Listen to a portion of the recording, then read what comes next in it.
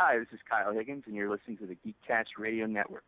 Hey guys, Dan here. I just wanted to put up a little preemptive message before this episode begins, because we had a couple audio issues with this episode.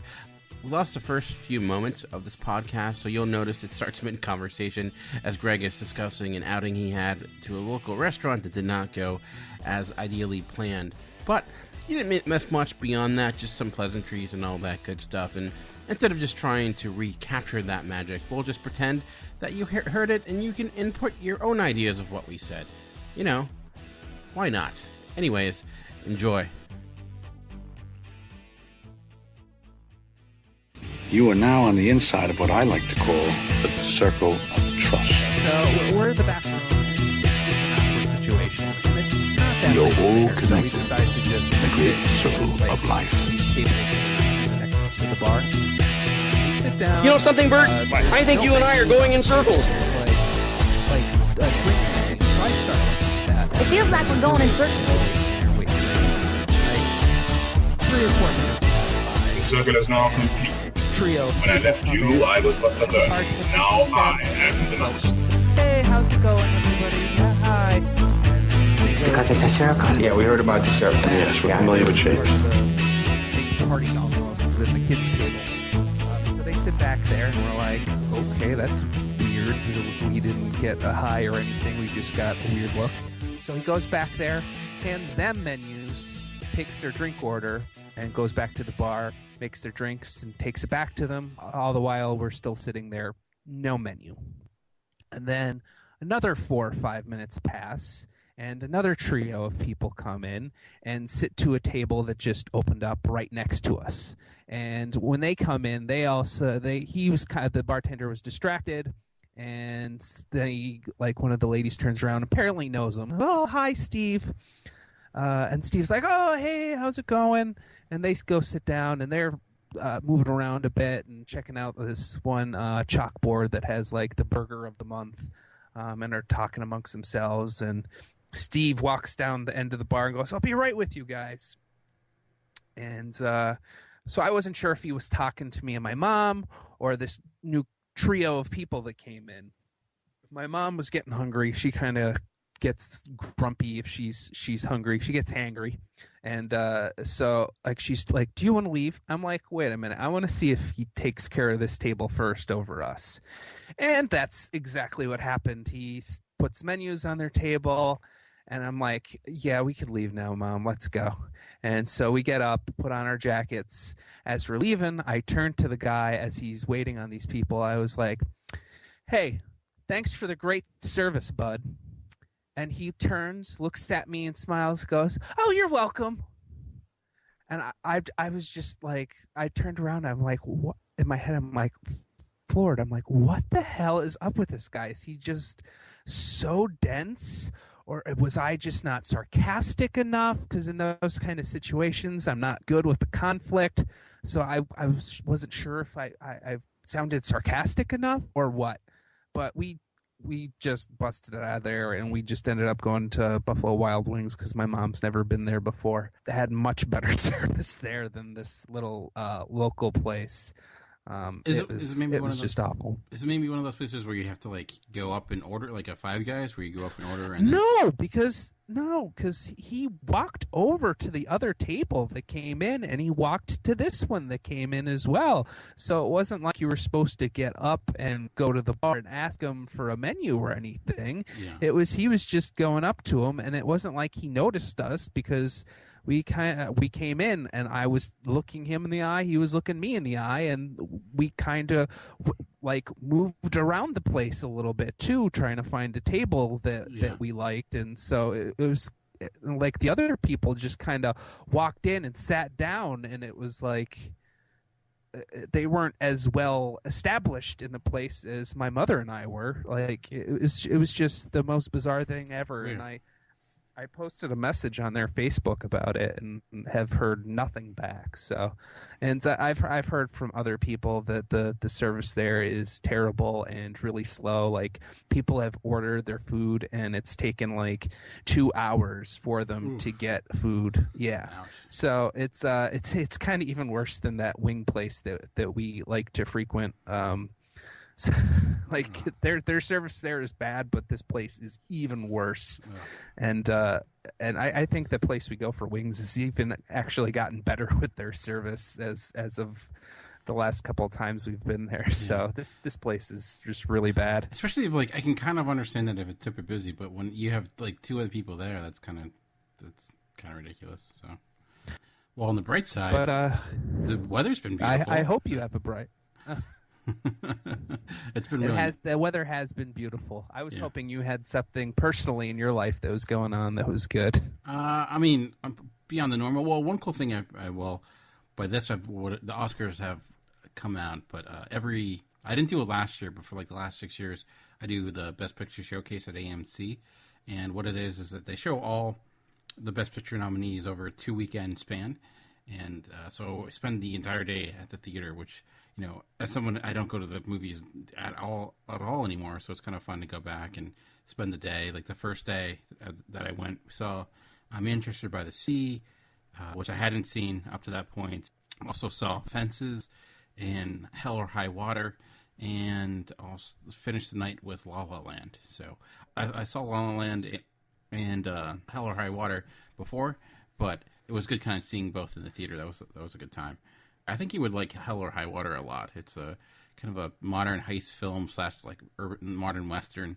I know you kind of sick of westerns, but it's not like it's not like a John Ford film. But it's directed by Dave McKenzie, who did another movie I love called Startup. It has Chris Pine and Jeff Bridges, and it's really good. It's like a really well paced. Seeing it second time, I ended up even liking it more than I liked it the first time. So I enjoyed that a great deal.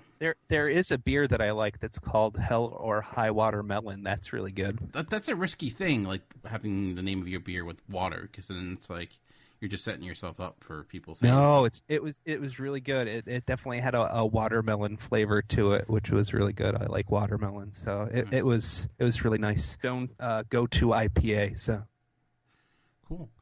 The other thing I did as well is I caught up with some TV shows. One I wanted to talk about. Have you watched Powerless on NBC at all? No, I see them a lot on the back of my DC comics. That they've been advertising that a lot. Haven't checked it out. Saw like a trailer for it. Seems interesting, to say the least. Probably the best part of that looks like Alan Tudyk. Yeah. So for those that don't know, it's a show on NBC. It is a show that technically exists in a DC universe. I don't think it's not existing in like the actual cinematic universe, but it's about these people, everyday people who live in a world of superheroes. And it stars Vanessa Hudgens, Alan Tudyk, like you mentioned, David, the guy who played Abed in Community, David Pudi, I believe. And they work for this organization that tries to find ways and gadgets and inventions for people to survive in the world of superheroes. And I kind of like the premise. I think there's potential there. NBC has some pretty good comedies, even some good ones right now. I would highly recommend watching Superstore. If I need something to watch that's just very much comfort food, Superstore is that. It's not like, I think, a great show, but it knows what it is, and it's just joyful, I guess you would say. Powerless is kind of a mess, to be honest with you. I can't recommend it at all at any level. It could get better. You know, there have been shows that have had bad first seasons, bad first few episodes, and eventually I think of something in Parks and Recreation, and it didn't really find itself until the second season. That could happen here. It does feel like a show that's not really sure what it wants to be yet. The jokes just aren't really funny for the most part. Like, it feels like a show that wants to be Community, but ends up with jokes that would fit better on Big Bang Theory. Like, for example, they'll throw out references into different characters and things like that, but they're just like buzzwords that don't really make any sense.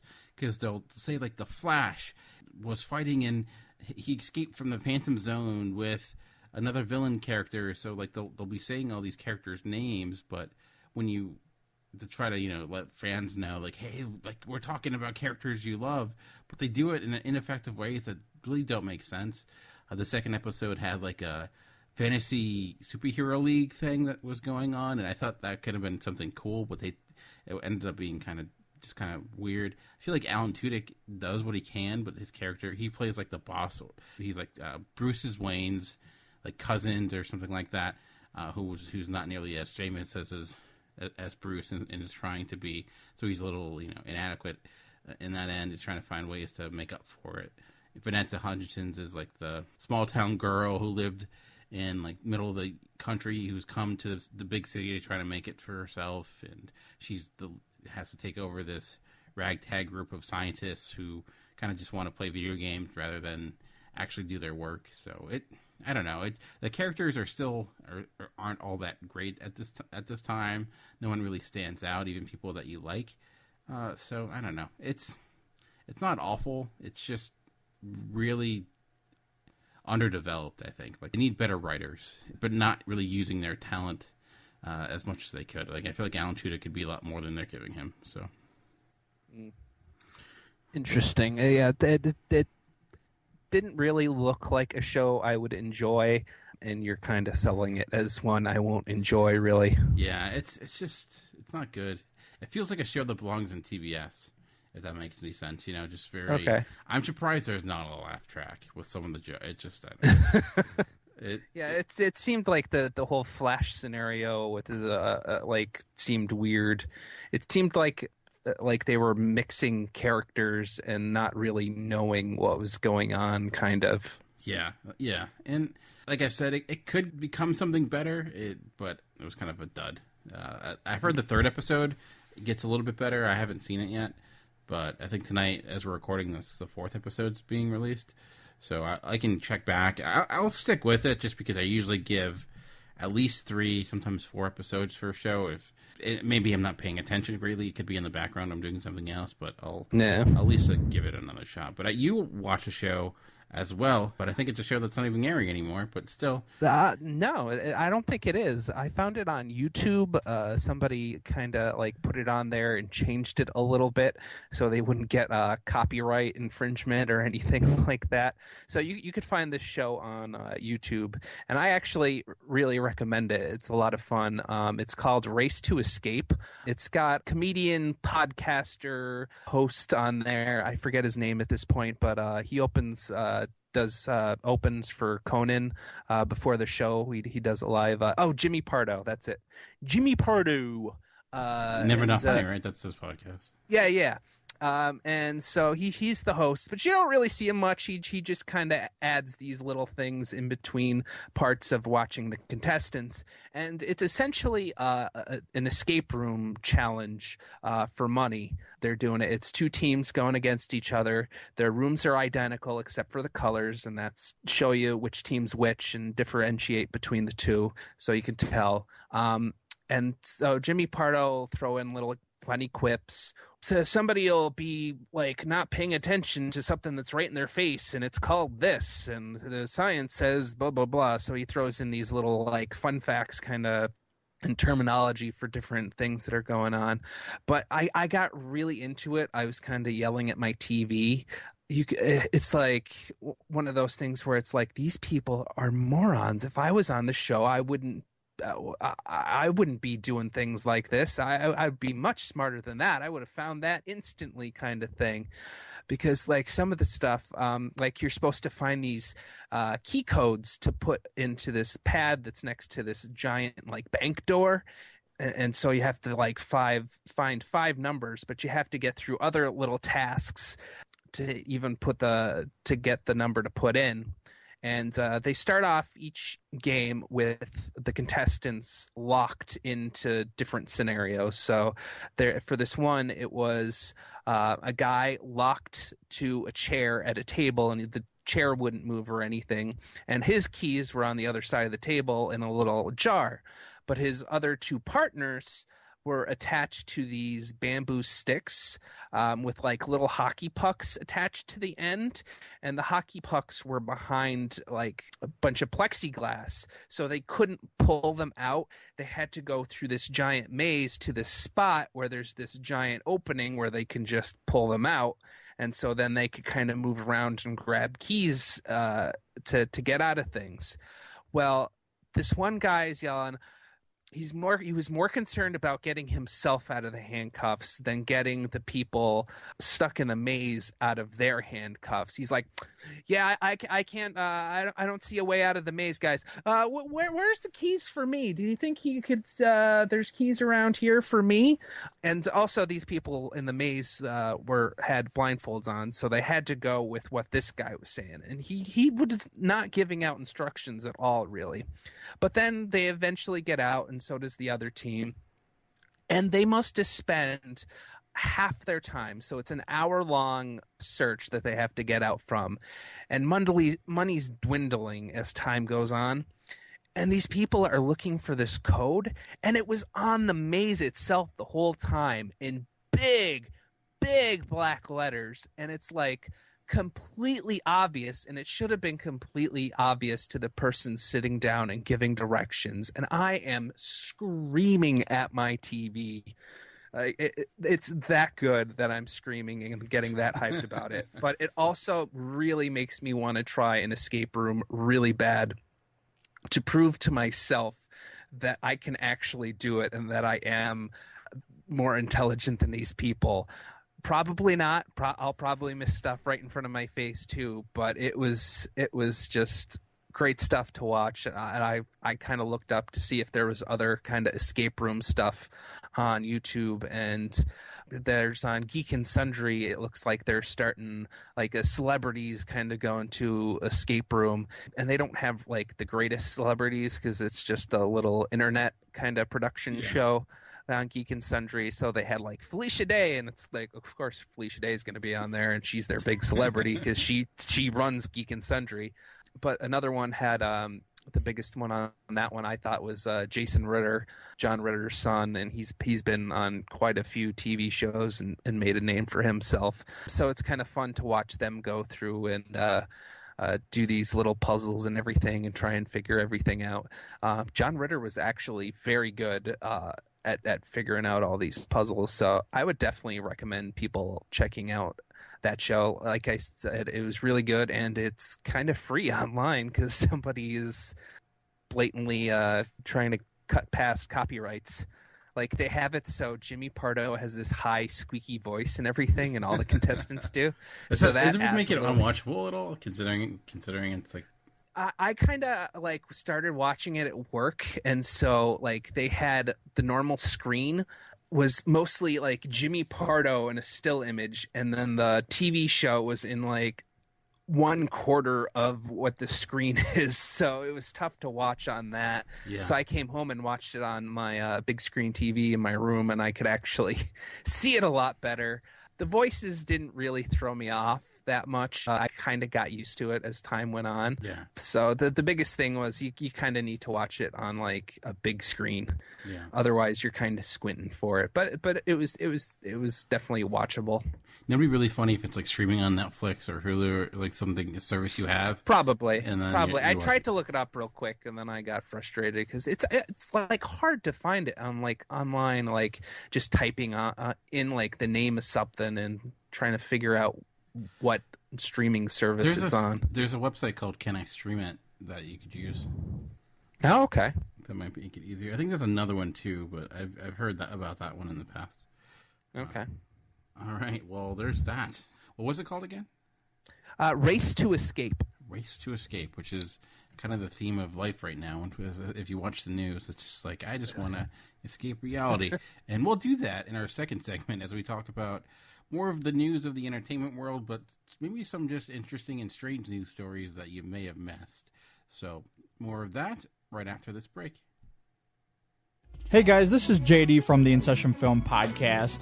Every week on our show, you can join my co-host Brendan and I as we review the latest films that's out in theaters. It also inspires us to discuss a top 3 list of some sort, and we have a lot of other fun movie discussions as well. It's always a blast.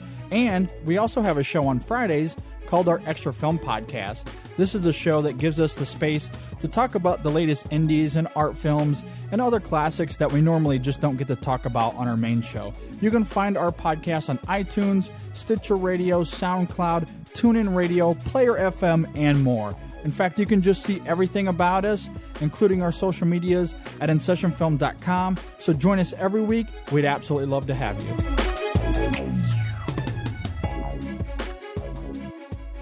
All right, and welcome back. Today we're just going to be having kind of a general discussion as we look into the world of strange entertainment news and kind of scoured the internet to find some fun stories I thought we could talk about and discuss about certain projects that are upcoming that might surprise us that it actually exists. As you know, we're getting things like an emoji film, and it seems like anything is possible these days. But That's bizarre.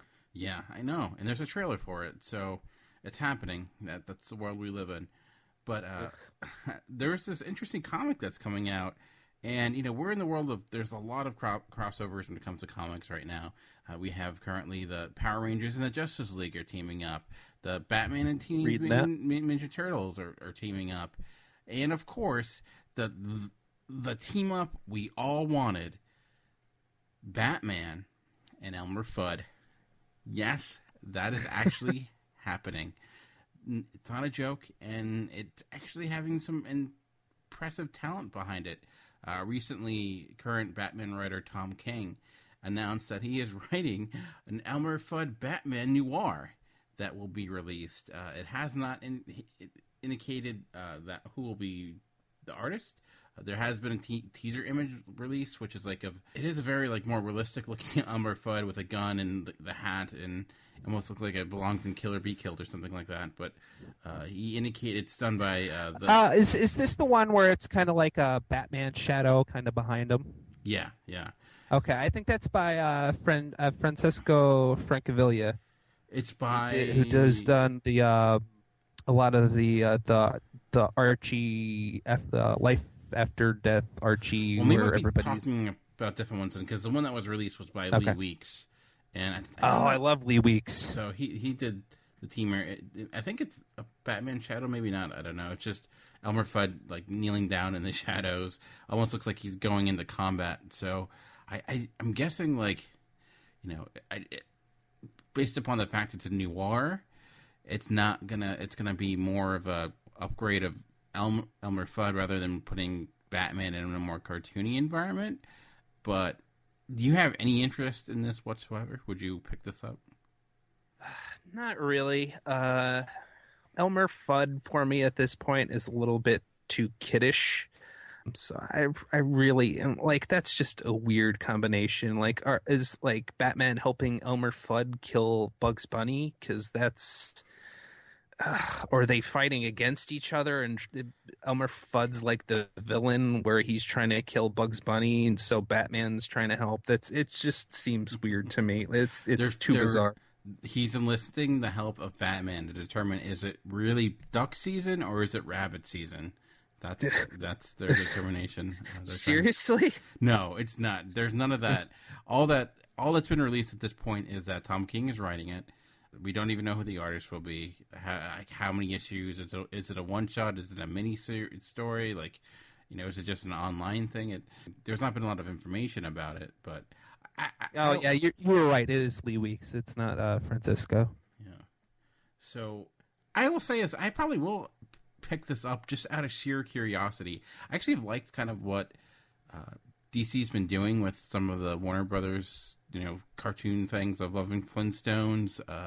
Scooby-Doo Apocalypse has been okay. The Wacky Racers is not perfect. I don't love it, but I kind of at least appreciate the effort. So I think that maybe that this could work if done right. I don't know. It's crazy enough it might work. I don't think it's something that should be ongoing or anything like that, but short little mini series kind of thing. Yeah, even a one-off, something that they do it and never do it again. I don't know. I just seems like, who comes up with that combination? I don't know if you follow Tom King on Twitter, but he's always posting images of him playing with his kids' toys, and they're the toys from the 90s. And I think maybe that's what happened. He just had a Batman toy and Elmer Fudd toy. It's you know what? I'm making this into a comic. And now he's doing it. He's I'm doing really great on Batman right now. I could do this. I could get away with it. Yeah. I don't know if you heard about this either, but I know it's making a lot of waves in the world of the geek world, especially those that kind of that grew up in the 90s like us. But Bangarang, apparently... Oh, I heard this one. You heard this one.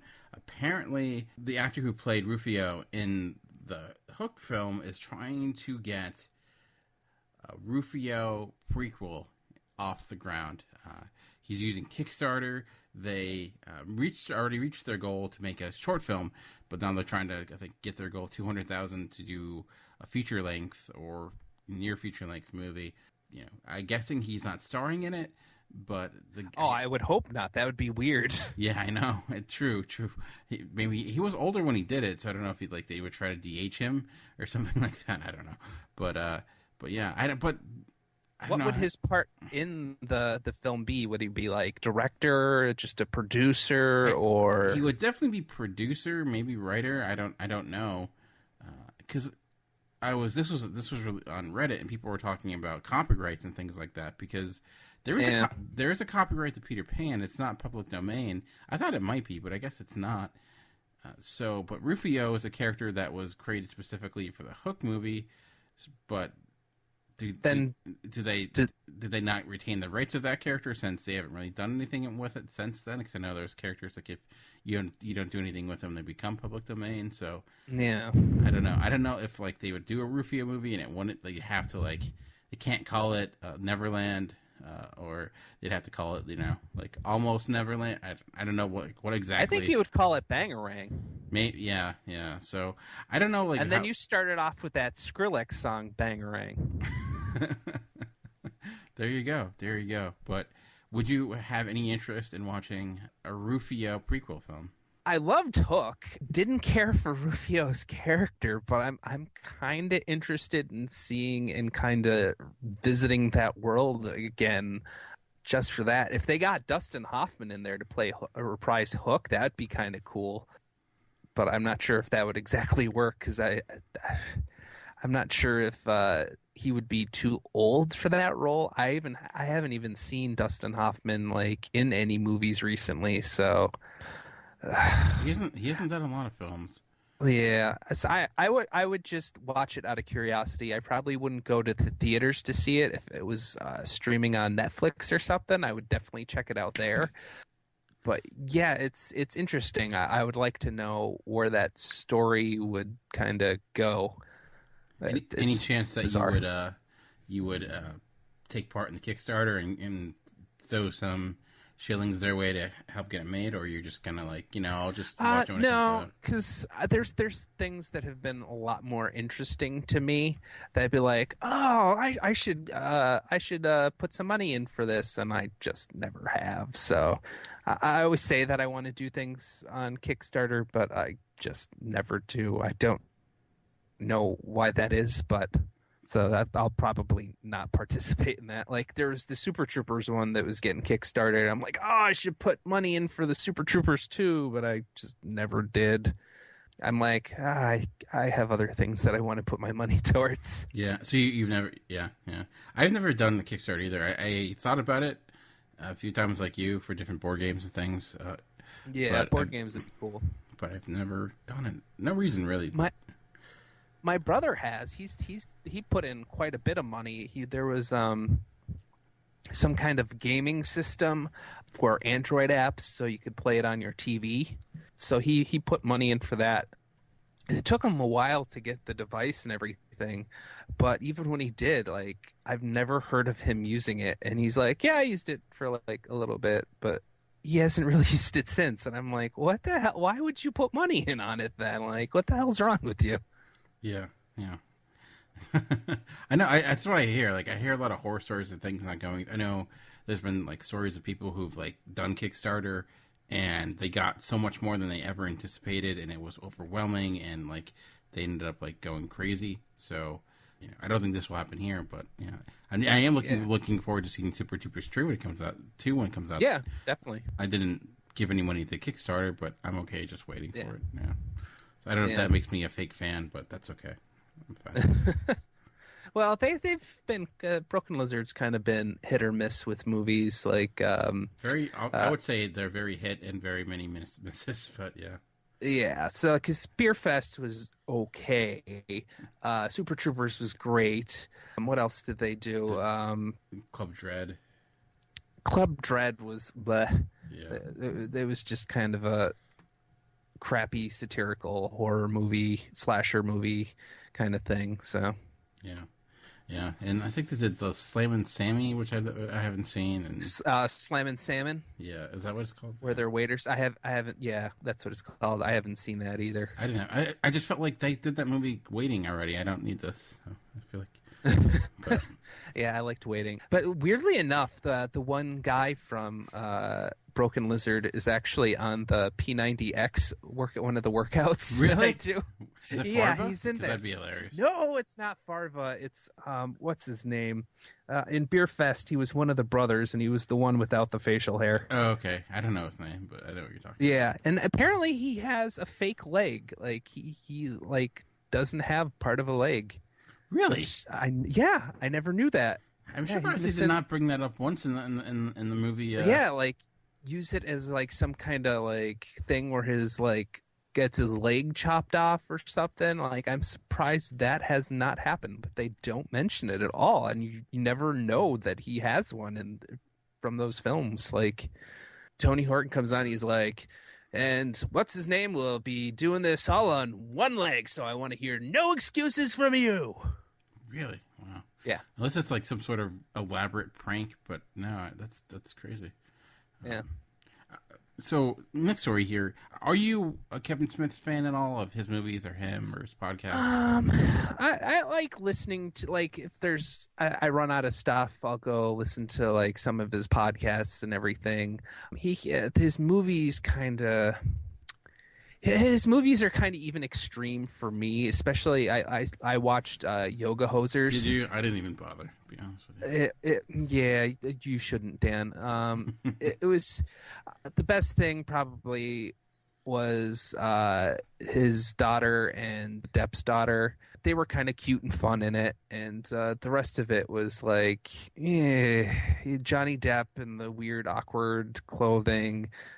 It was weird storyline, weird special effects. The whole thing was just kind of bizarre.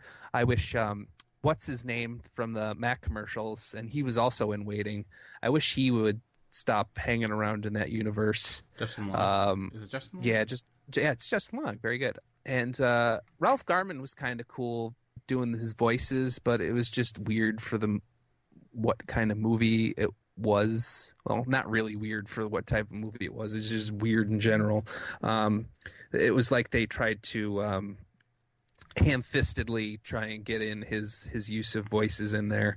But I want Kevin Smith to do good stuff. Like he has done good stuff. Like I loved Red State. Yeah. That was really unexpected movie that he did that was great, and I wish he would do kind of more stuff like that. I liked Dogma back in the day. Dogma I thought was really cool. Mallrats was okay. Clerks 2 didn't really see it. Jay and Silent Bob Strike Back was okay. Clerks was interesting, and I could see for the era that came out why that one is considered as good as it is. But otherwise, he's a lot more miss than a hit, I think. I like him. I think he's a nice guy and like kind of interesting. But I think his career. He's a better. I think he's a good storyteller. That he did the Evening with Kevin Smith things and stuff like that. Were like, I watched those long before he did his podcast, and those were. It's hard watching those now because different because he didn't have the podcast, so you got to hear those stories. But now they're kind of old hat. And he repeats his stories a lot. Yeah, we all do that. But so. I'm similar. Like I like Kevin Smith. I like Clerks. It's good. I love Dogma might actually be my favorite film of him. Mallrats is okay. I don't like it as much as a lot of people do. And Jay and Silent Bob, that was okay. But the reason I bring it up is because he is always trying to bring these characters back. He did Clerks 2. was trying to do a Mallrats movie, then moved into a TV show, and then I guess that wasn't which I happening. like that he has like these people that he likes and likes to put in his movies, and it kind of keeps like a consistent kind of universe going on. Like I think that's cool. And I guess he is trying to continue that universe because he doesn't have the rights, I guess, to Clerks or Mallrats. Speaking of rights again, but he does have the rights to the characters of Jay and Silent Bob. So he wants to write a Jay and Silent Bob reboot, but still, I guess, starring him and Jason Mewes. And the idea is that, well, if you saw the first Jay and Silent Bob Strikes Back, it's about like a movie's being made about them, and they're going to Hollywood to stop it. And I guess within this, a reboot is being made of that movie, so they're going to try to stop it again or something like that. I guess is the premise, being a meta coming on in itself or something. He tweeted out that that's what he's currently writing or working on. So I don't know if it'll be released similar to how he did Yoga Hosers and Tusk, which he does like himself. He does everything. It's not released by like a movie studio. It's just all done by him in his own studio. So I don't know if that's the plan with this, but would you have any interest in seeing him, get out of the world of crazy horror films of Tusk and Yoga Hosers and getting back to kind of like his bread and butter of Jay and Silent Bob? I want to support this guy because of his ideas about cinema in general, but like the movies that he's producing haven't been that great. I think that one I would like check out on Netflix because I do like to watch some garbagey type of films and cinema, mostly in horror. That's why I've been kind of like, okay, I'll see what he has, but it's just been so out there, weird as opposed to horror satire kind of stuff that it's just a turnoff, and it's not even so bad, it's good kind of stuff. So I'd rather him just go see him go straight horror suspense, kind of like Red State. His old stuff like that is okay overall. Like Chasing Amy it was interesting, but my thing with his stuff is he that he's known for his kind of like very talky kind of stuff going on. I'm not the biggest fan of that. I'd rather see like a little bit more action blended in, but I'll probably watch it anyway because like I said, I want to support this guy just for his some of his views about cinema in general, and trying to get support for movies and how movie studios are kind of run and everything. So like I respect Kevin Smith more than I think I like a lot of his movies recently. Like I respect the fact that like he is doing what he wants to. Like, he's doing what he enjoys, and if people hate it, it's like, whatever. I made a movie I wanted to make. There's something admirable about that, but I also think the bad thing with Kevin Smith is that he kind of surrounded himself by yes men, or people who will just kind of not tell him no, or not tell him maybe you should rethink this, or so relying on him to be successful that there hasn't had to be critical at all. So it's good, I think, sometimes to have there are some benefits to movie studios. There's sometimes like having an additional producer outside of yourself, you can make something better. Not always. Sometimes giving freedom is a good thing, but I think sometimes having someone saying maybe dial this back a little bit, like, could have made Tusk a better movie. to have different voices in there, so you get different solutions that may work better than what your one-mindedness comes up with. Yeah. So again, him going back to Jay and Silent Bob, I don't know. I'm glad he's not doing a Clerks 3, because I don't think we need a Clerks 3. I don't think I would ever watch a Mallrats TV show.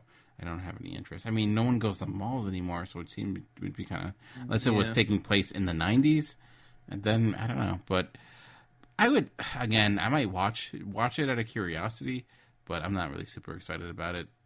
Jay and Silent Bob reboot movie, whatever he wants it to be. I just feel like those are characters that have kind of, they've gone as far as they're going to go, and maybe you can do something with them. Maybe you can, use them to comment on kind of the geek culture of today even more, like you did in the 90s. That is possible. It's not impossible, but I would say like he needs new ideas. But he's been doing a lot of new things. But I don't know.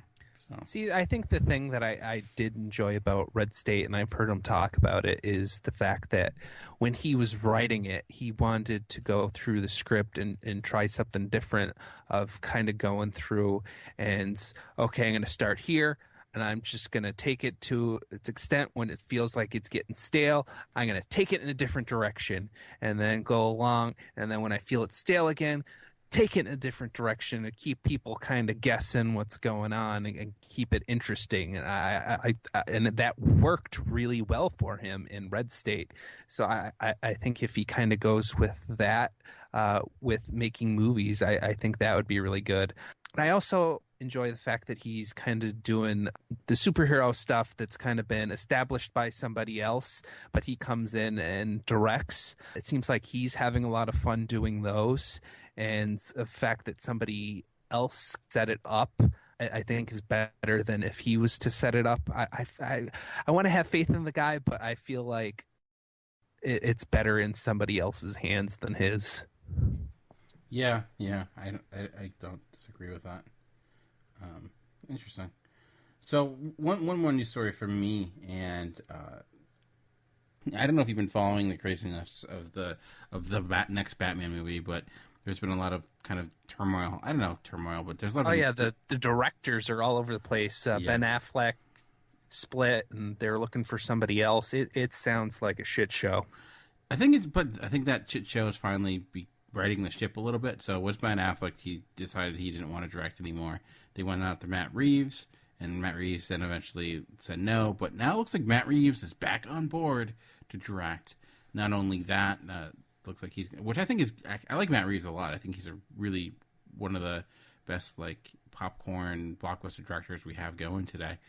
So I think he could do a good job with Batman. And the other piece of that, though, which was even more surprising, was the announcement that they're also looking to make a Nightwing solo film, not a Robin. I just heard about that like tonight on Twitter. That's exactly it. It was just kind of announced today. When it's going to be released, how it's going to work exactly, I don't know. But do you like the Nightwing character to begin with, and do you think he would? I do like Nightwing, especially the new stuff that's been coming out on him. I've never really read much of the old stuff of Nightwing, actually none at all. But I've been really liking. I've been reading since he was kind of going through this little bit of a spy phase, and the book was titled Grayson. And now he's recently come back again as Nightwing, and he's hanging out in Bloodhaven. I've really been enjoying that run so far. I would be interested in seeing a Nightwing movie. I don't know how to establish that with his kind of starting out in his mythos. If we're gonna just do like Ben Affleck's gonna come in and they're gonna make him look a little bit younger and kind of do a little bit of an origin through what's the name of it? Kind of a backtrack origin story. A prequel? Is that what you're talking about? Well, not a prequel, but because then it would be a Robin film. But like flashbacks. There we go. Flashbacks to like when he was Robin and kind of integrating that through the movie. I think that would be kind of neat. So I think it's really cool, and I would like to see that. My question to you, Dan, is who do you think, since you kind of know different celebrities and everything, definitely more than I do, who do you think would be a good fit for playing Nightwing? Actually, I sent you an image of the person I think you might be a good fit for it. And don't make fun of me because this guy's from a TV show called Vampire Diaries, but I think he has a good look, and I think he could actually do it well. And his name is Ian Somerhandler, I think is the name how you say it. Ian Somerhandler. And he's got a good look for it. Yeah, I agree with the look. Yeah, and I've always watched Vampire Diaries in the past, and I've seen him on the show, and the character isn't necessarily that he plays anything like Nightwing, but I think he has a strong personality. He's actually a pretty strong actor. Maybe even Kit Harington. He might not have the size for it, but he does kind of look like, he could be an acrobat or something like that. But but that's kind of not anymore. You see these actors like really transform their body for a role, so I don't think that's really an issue. I think you give them some time.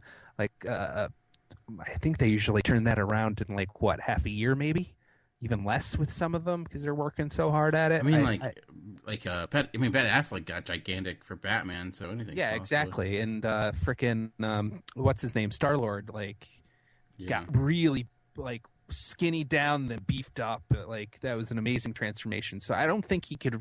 You really need to go on that. I think you need to go on whether they fit the character, personality, acting wise, and a little bit of the face more than body type. Because these actors anymore transform, amazingly transform their bodies. Yeah, I mean, remember, no one thought Matt Damon was an action star until Bourne. You can make anyone into an action star.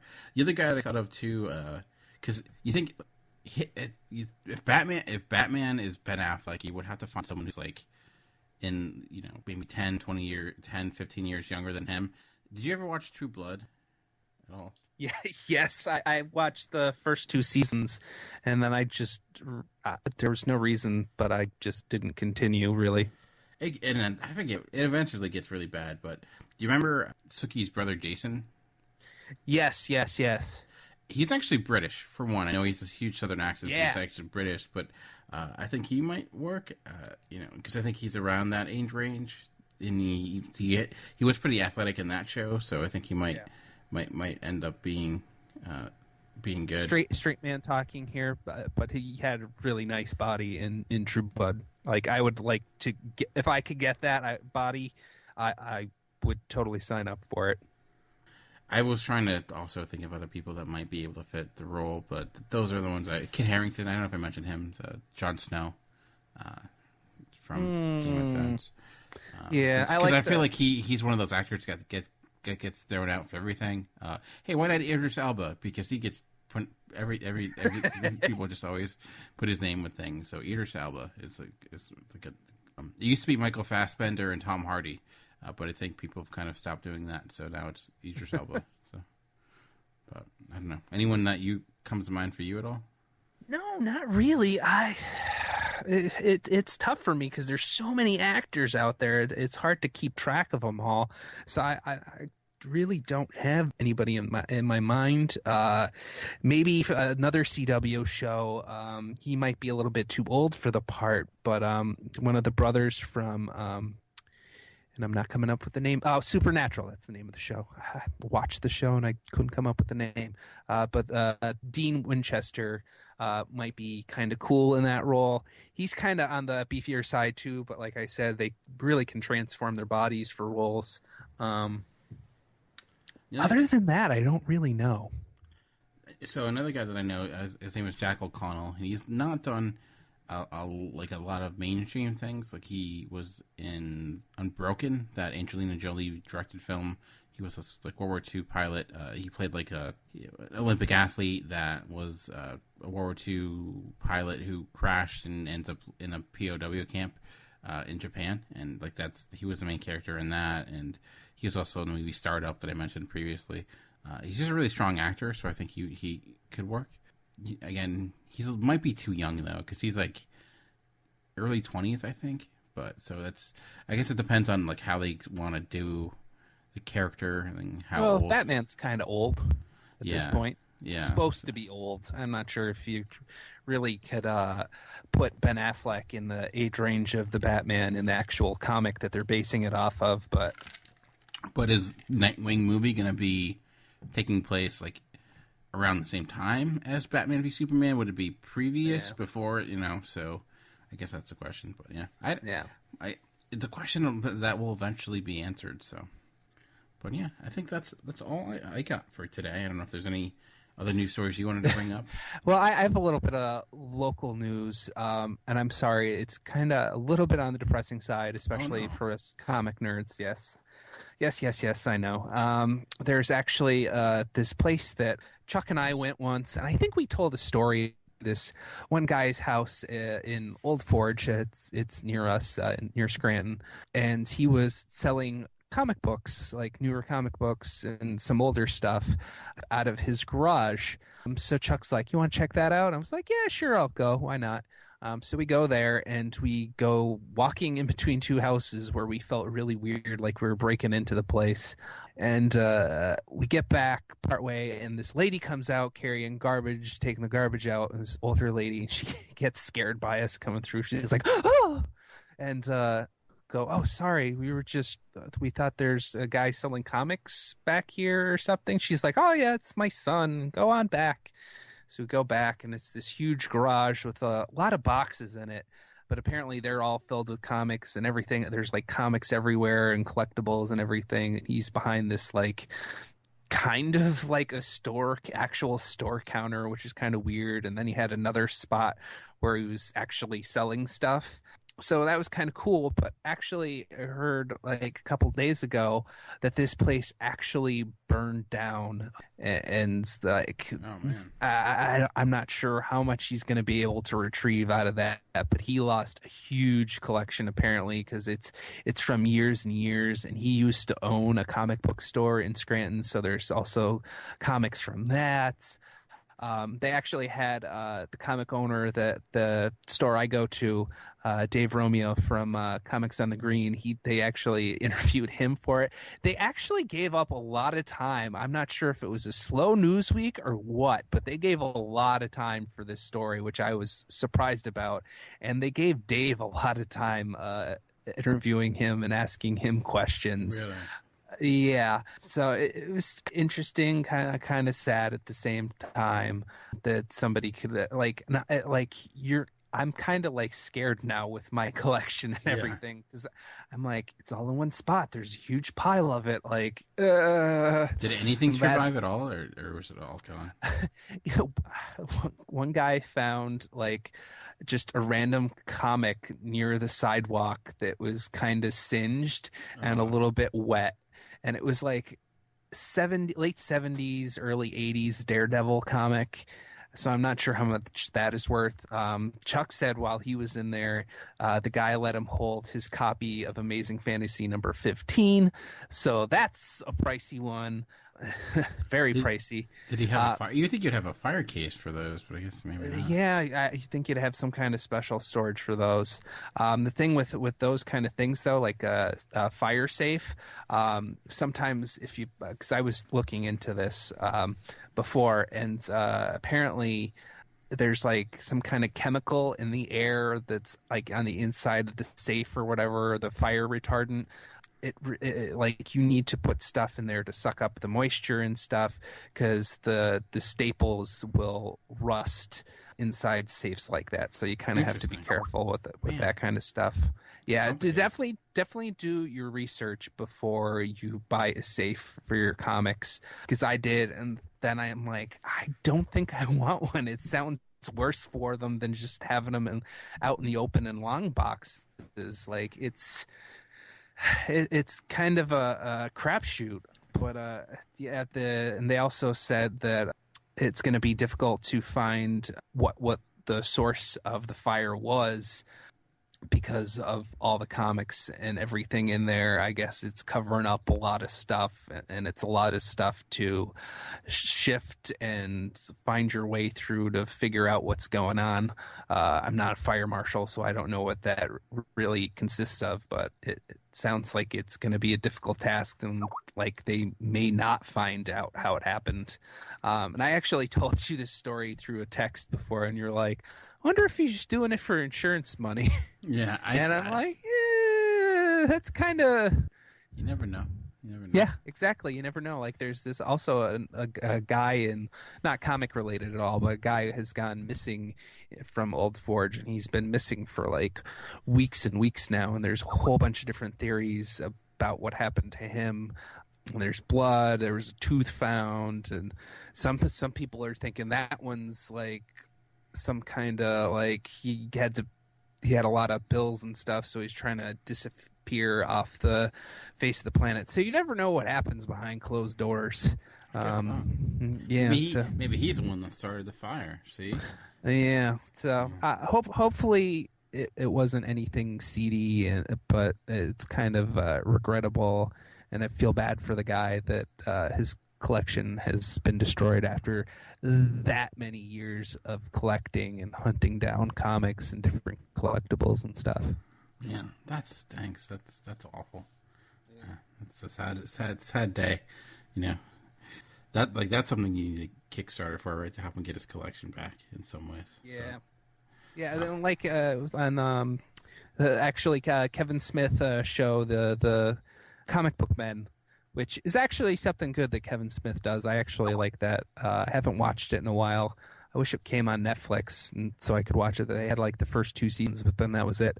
But like Mike from that show lost a lot of his collection of Flood, and he lost like a George Perez like poster or something that he had since he was little, and it was like one of the things that got him started in collecting comics because it was so cool and everything. And it was nice of the guys in the store. They actually went out and got George Perez to draw him. I forget which character they had him draw, but they got him a drawing from George Perez, which was pretty cool. See, at least we're ending on some positive note. This would be instead of a dour.